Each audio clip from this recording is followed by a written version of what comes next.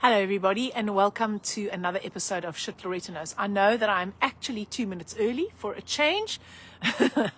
Nice change. But fuck man, I need to get going now because I've got shit to do, guys. So I'm ready now. So here we go. So today we are talking about how to heal when you're freaking out.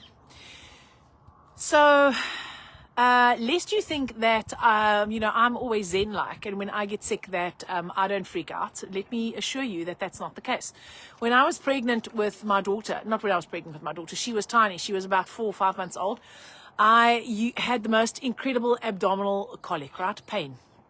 And it used to wake me up at night, and it had me pacing, and nothing I would do would make it better. So like Buscopan didn't work, ordinary painkillers didn't work. I was anxious. It was the middle of the night. I was like, oh my God, should I wake my husband? Anyway, after this happened, I had 1 or 2 episodes of this, and I realized I think I got a gallstone. And my first instinct was, I need to sort this shit out. I got to get this fixed. I can't have a gallstone. Oh my goodness, what if my bile duct gets obstructed? What if I have to have an emergency surgery?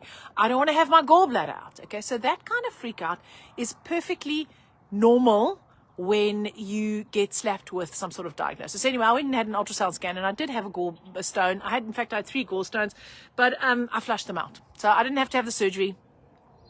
My point is that when we are unwell, it is a normal response to get anxious and to want to fix it. We want it to go away. And so as a consequence of that, we become possibly very proactive. We might go and see the doctor. We might go and have investigations.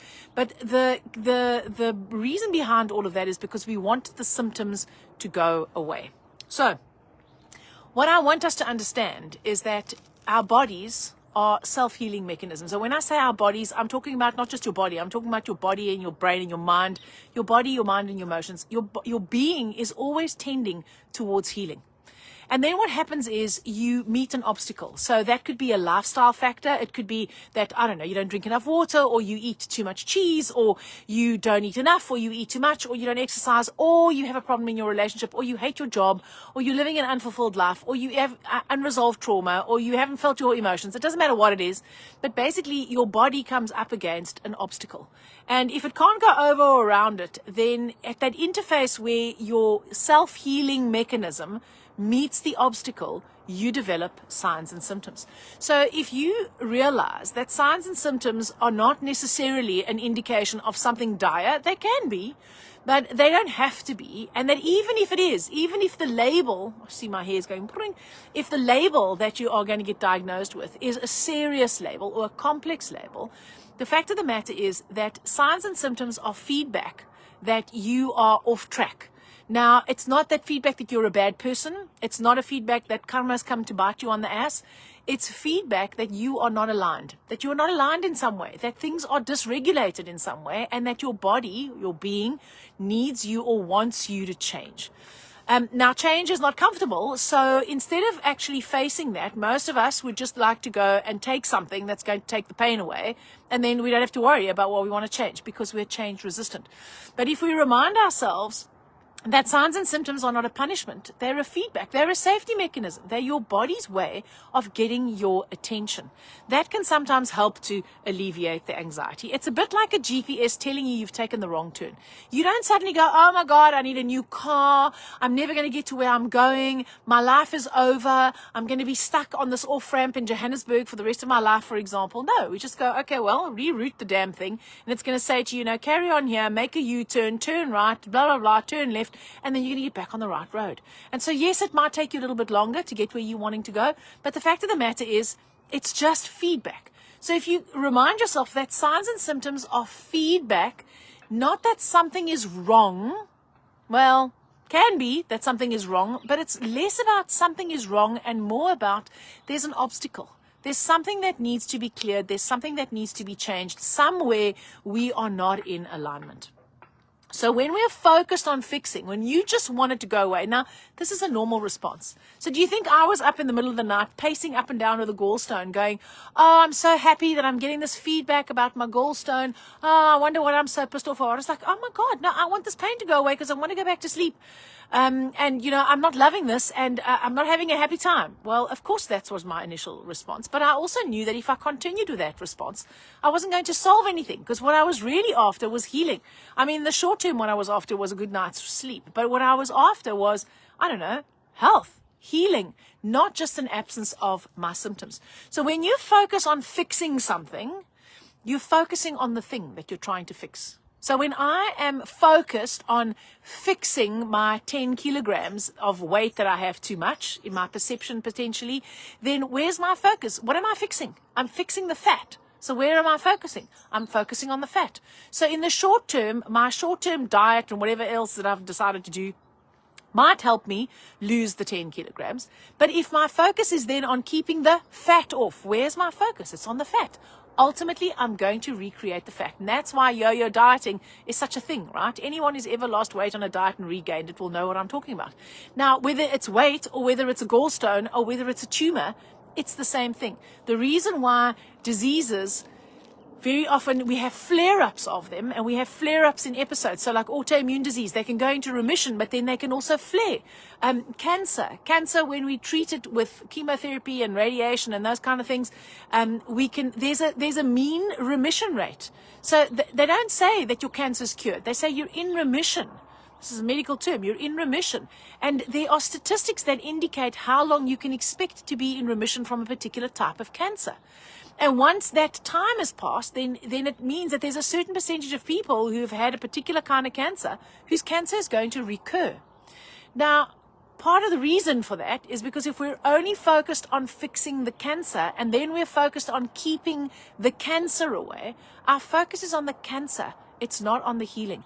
And my friends, our focus creates our reality, not our attitude.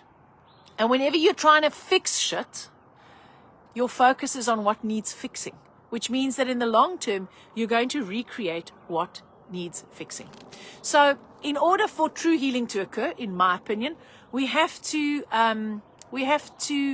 experiment with the following premises. So a premise is like a hypothesis, right? It's not necessarily a universal law. It's not set in stone. And you find out whether it's true for you by applying it in your life. So the first one of these is that we're all creators and that your life is a consequence of all the choices that you've made. So this doesn't mean that you're a bad person. It's not that you're a moron. It's not that, you're an idiot. It is that you've made certain choices that have got you where you are. And some parts of your life might be working swimmingly, which means you've made amazing choices there that have got you what you'd love there. And then other parts of your life might not be working so swimmingly, which means that those choices and strategies have possibly not served you. Now, most of us are living unconsciously. Most of us allow our unconscious program. If you imagine a picture of an iceberg, 10% of that is above the water, 90% of that is below the water. Certain studies have shown that we only use 10% of our mind is conscious. 10% of the decisions and choices we make are conscious choices. 90% of what's actually running most of us is our unconscious minds. So when our unconscious minds are making the decisions, then we are not standing in our power. We're not standing in our sovereignty. We are creating. We're always creating. So it's not like you haven't been creating and then you discover that you're a creator and then you start creating. No. You've been creating all along. The second premise is that we're all powerful. We're actually all powerful beings. We all have the potential to step into our power. Now, some of us choose not to do that. Some of us don't know how to do that. Some of us don't even know that we can do that. And you don't know what you don't know. But once you know it, you have a choice. And you might not know how, but you can always find that out, all right? So we're all powerful creators. The third one is that the body is a self-healing mechanism. It's always tending towards health, but we put obstacles in the way, and where the healing mechanism and the obstacle interfaces, that's usually where we get signs and symptoms. So there is a difference between cure and healing. Cure is a resolution of symptoms. Healing is a reclamation of yourself. Healing is a reclamation of your power. Healing is a stepping into your sovereignty. Healing is making the unconscious conscious. Healing is truly knowing yourself. That's what I understand by it's a reclamation of yourself. And so you can have a cure, signs and symptoms dissipating, but that doesn't necessarily equate with healing. Now, the topic of this is, how to heal when you're freaking out, because most people freak out when they're sick. I have had very few patients in my life and very few times in my life where I didn't freak out. Now, sometimes freaking out more than others. So if I get flu, I don't freak out. I might get frustrated because I think that I've got a million things to do and now I actually need to lie in bed for 3 days. But I also know that one of the reasons why I got the flu is because my boundaries were a bit lax, because I probably haven't been looking after myself. I've been burning the candle at both ends, not listening to myself, not taking adequate care of myself. So maybe not feeding myself that well, not hydrating myself that well, whatever. It can look different to different people, and that I actually really need to rest. And so I didn't create that for myself, so my body's creating it for me. Does the sky fall on my head if I stay in bed for 3 days? No. Does the world stop turning because I stayed in bed for 3 days? No. Does life end on the planet because I've had to reschedule some appointments? No, actually. So it is what it is. So that might not be freaking out, but when we get more serious disease labels, the freak out becomes much more real. So the obstacles to cure can be external. As I said, they can be your diet, it can be your lifestyle, it can be your relationship, it can be your partner. I mean, you can blame all those things. But when it's external and you make it about the external, then it means that you impose a condition on the healing. I can only heal when my husband stops being a dick. Well, you have no power to stop your husband from being a dick. And quite frankly, your husband is a dick in your perception. If I went and asked your husband if he thinks he's a dick, he'd probably say no. He'd probably say you're a bitch. So when you place conditions on your healing, I can only heal when this happens, when these conditions are in place. There's no power in that. You've given your power away to the external circumstances. So those can be obstacles. There can be external obstacles, but they don't have the power unless you give them the power. The internal factors, they're things like your limiting beliefs, your expectations, your worldview, all those unconscious mechanisms that have created your map of reality in your ego. All of the rational reasons in your mind why things are the way they are. In fact, the needing to know why things are the way they are is part of this. And so if you think to yourself, well, if only I could understand why I have this symptom, then I'll feel better. Well, what if you went for an investigation and you found out that why you have the symptom is because you've got stage 4 cancer? You wouldn't feel better. You'd feel worse. So it's a trick of the mind that makes you think that if you just understood why, then you wouldn't feel so bad. Well, the fact of the matter is your rational mind does not trump your feelings. And your feelings are part of the GPS that are trying to get you back in alignment with who you really are. So many people who are really ill just pray for a miracle. Now, there's nothing wrong with praying for a miracle. I have no objection to that personally. But if you align yourself with your limitless spirit, if you shift your focus from your limited egoic reality to your limitless spirit. So when I say limited and limitless, limited egoic reality, your brain, through your reticular activating system, can process 4 to 5 bits of information per second. That's still quite a lot, 4 to 5 bits of information per second. Your spirit, through your intuition and your imagination, can process up to 11 million pieces of information per second. So which do you think is going to be more effective at giving you a range of possible solutions? Definitely your limitless spirit. But you can only access that through your imagination and your intuition. And that's not something that's encouraged. So your rational mind is going to tell you all the reasons why that is bullshit. How that's never going to happen. How that's not even real. Okay, so I want to say to you, if living according to what's real is really working for you, and that's what's helped you create your reality, then living according to what's real has created the reality of your disease for you. So do you want to try and heal from the same place that created the problem? I don't think so. That doesn't make any sense to me. To tell you the truth, I don't think that that's particularly rational. Anyway, just my opinion. So miracles, when we wait for miracles, again, we place our power in an external force. Now, I'm not arguing with anyone about God or religion or spirituality.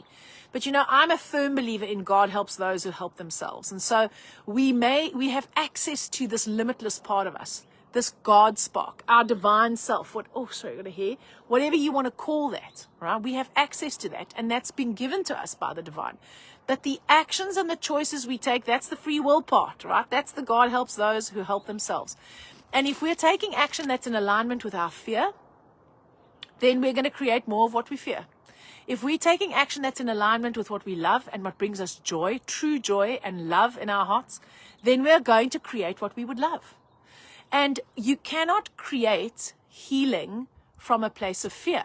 Now, you can feel fearful and you can be anxious about what's going on. You don't have to not feel like that. In fact, that would mean that you're just not human. Of course you can feel like that. You can be resentful. You can be downright pissed off because this shit's happening to you and you're not loving it. But you can't create healing from that place, because when your focus stays there, then that's more of what you're going to create. Whereas when you acknowledge that that's real and that's how you feel, and you have a way of connecting to your limitless self, connecting to what healing looks like and feels like for you, then you can choose where to put your focus. That's the difference. And that's the beauty of this way of doing it, is that you don't have to pretend you're not frightened.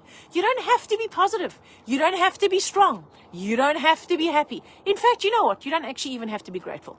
It helps. It helps to regulate your nervous system if you're grateful. And if you're in acceptance, that is essential, actually. But you don't have to be there. You can be pissed off, angry, anxious, overwhelmed, and you can still be taking steps in the direction of your healing. But if that's where you keep your focus, that is ultimately what you're going to create more of. So, the trick is, we need to acknowledge what's true. We need to feel the fear, the overwhelm. Acknowledge it's there. The thoughts, the not positive thoughts. They're like, fuck this shit. I'm hating it. I don't want this. Why has this happened to me? Why doesn't anyone else have this? How the hell am I going to fix this? Oh my God, I don't know how I'm going to get through this. What if I don't get through this? What if my spouse leaves me? What if I lose my job? What if I end up indigent? What if I end up, I don't know, what if I die? Just get real with what you're really thinking. So this is part of the technique of how you transcend the fear. Get real with what you're thinking. Stop pretending. Stop bullshitting yourself that you're okay when you're not okay. And if you have problems with that, hold your little finger. Because in Jinshin Jitsu, when we hold our little fingers, we help to dissolve that attitude of, I'm okay, I've got this, I'm positive. It always makes me a little bit sad when I see posts on social media about someone who's really having a hard time. Like, sometimes, very often people like post their cancer journey or, their disease progress journey. And then all that validation about you're so strong and you're so tough and you're so strong. Why doesn't anyone say, you know what, if you're having a shit time with the chemo, own it. Just admit that that's what it is. You don't have to be strong. How about we'll be here holding the space for you so that we'll be strong on your behalf. And you can just fall apart. Because honestly, if it's making you feel that shit, and that's what you have to acknowledge, then do it. The problem is that the more we encourage people because of how brave they are and what fighters they are and how tenacious they are, and the more they feel unconsciously, the more addicted they are to being that way. So one of the things I realized was that, and I've told you this before, I'm addicted to strong. So in order for me to be strong, right, and the other thing I'm addicted to is like my never give upness. I really am very persistent when it comes to wanting to get something right. I'm very persistent. I always liken myself to that tortoise in the race between the tortoise and the hare. I might be slow and I'm not as quick as everyone else. I don't get it as fast as everyone else, but I keep on taking one step after the next. And I keep on course correcting until I get what it is that I'm trying to create, right? And so I rate that about myself. And actually, if the truth be known, I look down on people who give up too easily. I'm like, weakling, you give up. Me, strong, I soldier on. The truth is, in order to be a perseverer, you have to have obstacles. So unconsciously, I set up creating difficulty for myself so that I can be a never give upper. Now, you might go, okay, that sounds like bullshit, Loretta. It's not bullshit, my friends, because your coping strategies that you develop in response to your beliefs, they come with certain personality traits. And we become addicted to those traits because our ego lies to us and tells us that's who you are. So my ego says, Loretta, one of your best qualities is your never say die, never give up, all right, is your perseverance. Which means that if I sit back and go, fuck this, I'm not a perseverer, who am I? And everybody who likes me, because I'm such a perseverer, is going to stop liking me. And that's why this is difficult. You are not your personality. Okay, I spoke about that last week. So, when you are addicted to your coping strategy. When you are focused on the struggle, when you are focused on being a fighter, when you get a dopamine hit every time someone tells you how strong you are and like what a fighter you are, can you see how difficult it becomes for you to surrender and to accept? And what then happens is, you go into something called sympathetic dominance. Your fight, flight, or freeze or fawn response is activated, and your immune system is not working particularly well, and you basically end up burning yourself out. And so, you die fighting.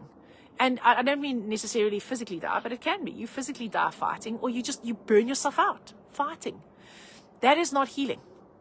So we've got to be honest with where we are. Let's stop this pretending. Let's stop pretending that we have, that we're great. And yes, I understand that in your healing journey, you're going to have good days and bad days. You're going to have days where you do not accept what you've got, and you're going to have days where you rail against it, and you're going to have days where you think it's bloody unfair.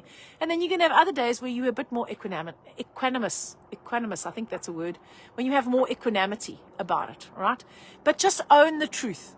Because most of us struggle to own the truth because we have to keep our facade on, and we have to keep on lying to ourselves, basically.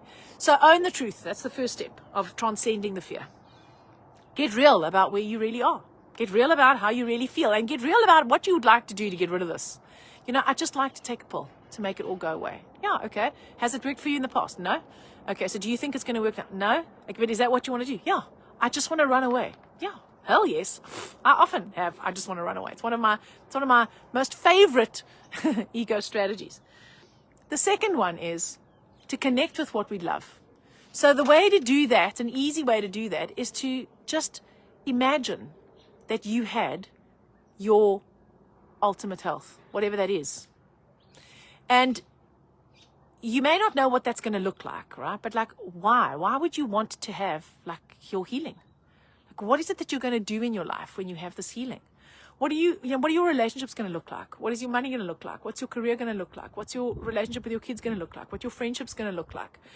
What is your outlook on life going to look like, right? How's it going to feel when you are healed? How is that going to feel for you? Because your subconscious, which is the part of you that regulates your physical body, and it regulates your autonomic nervous system, that part that basically regulates everything, responds to feelings and pictures. It doesn't respond to language. That's why you can't just talk yourself healthy. That's why you also can't pretend yourself healthy. So what is it going to feel like? And then breathe that feeling deep into your being. Anchor yourself in that feeling. And then ask yourself, what does this make me want to do? What actions does this feeling make me want to do? So very often the actions that come up are something like trust or pray or I don't know, sometimes it can be go and see this doctor. It could be take this medicine. It could be work with this coach. It could be read this book. It doesn't matter. It could be go and lie in your bed and cry for 4 hours because you'll feel better. It doesn't matter what it is. It's your intuition firing and telling you what the next action step is that is unique to you, that your spirit knows that if you take that action, you're going to start creating momentum. So when you use your imagination, remember you can only access your higher self, your limitless spirit, through your imagination. So you imagine what it's going to feel like. And then the feelings activate your subconscious.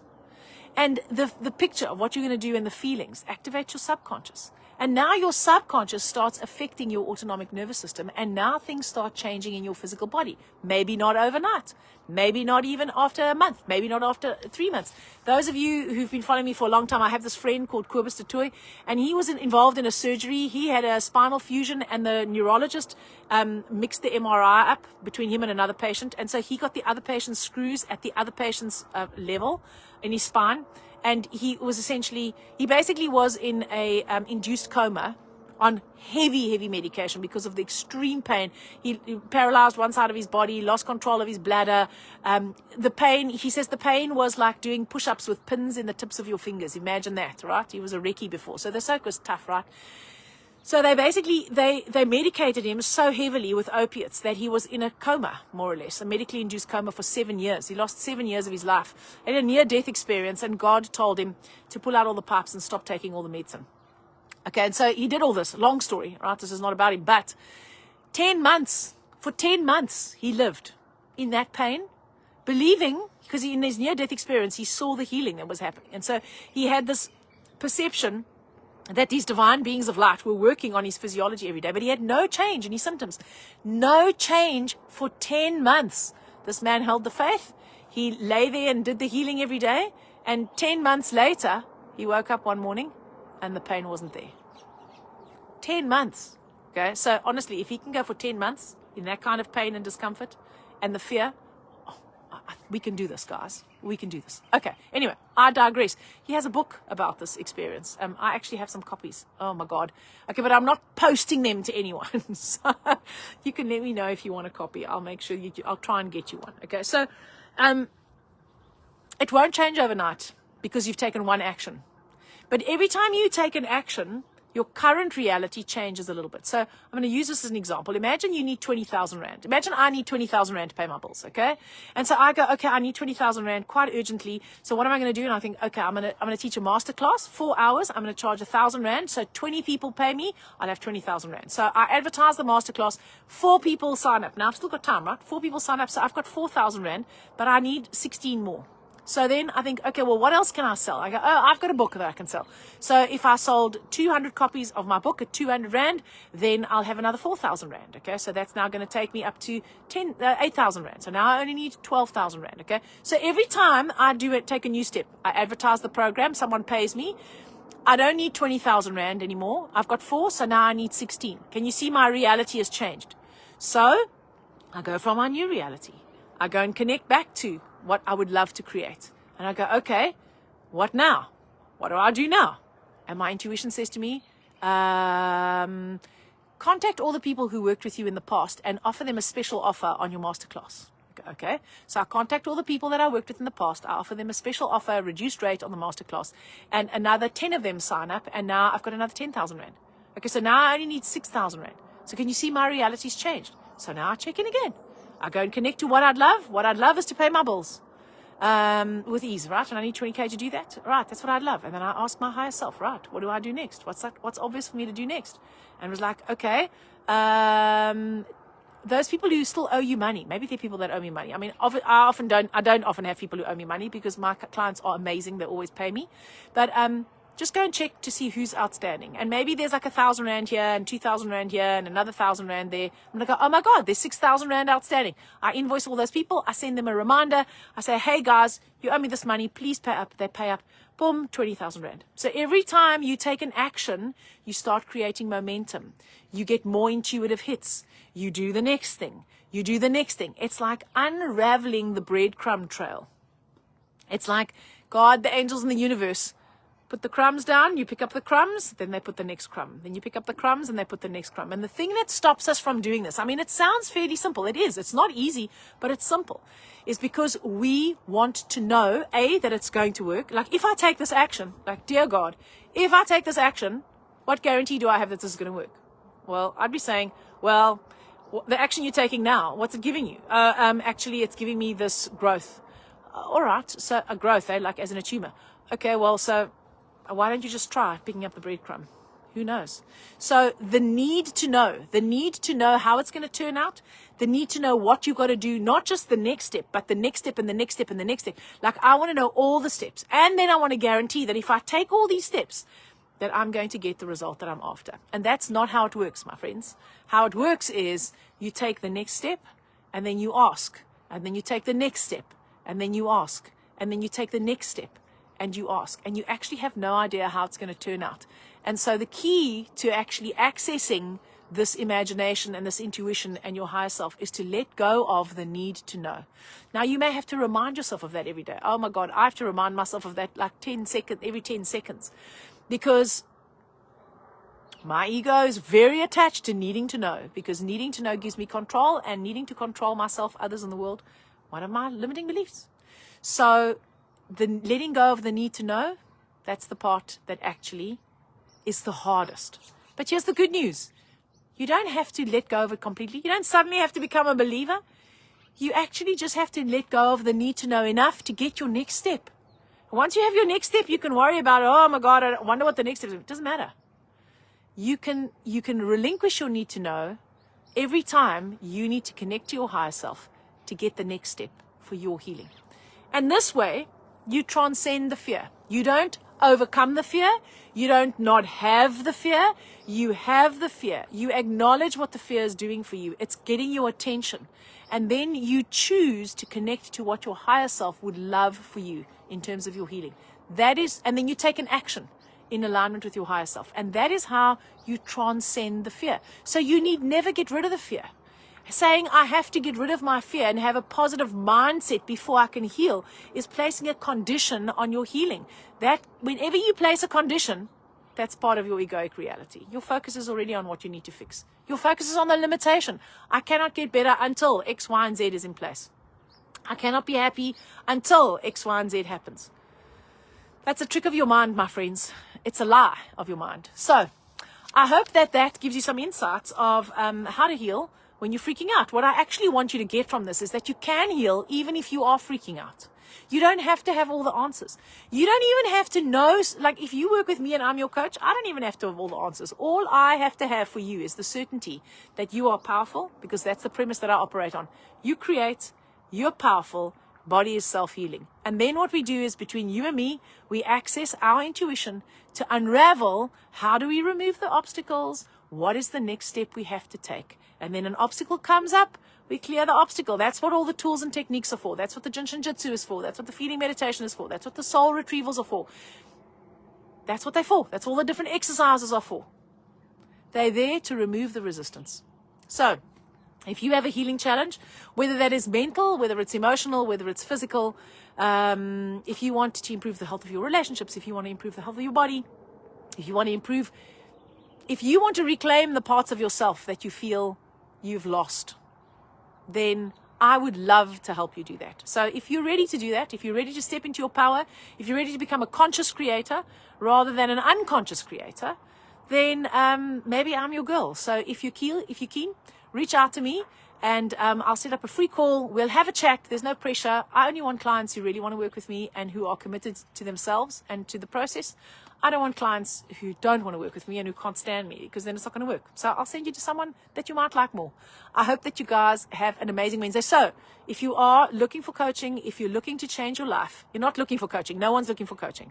If you're looking to reclaim your lost parts, if you want to live a joyful, fulfilled life, and if you're looking for healing rather than temporary cure, then reach out to me. Let's set up a call and see if I can help you.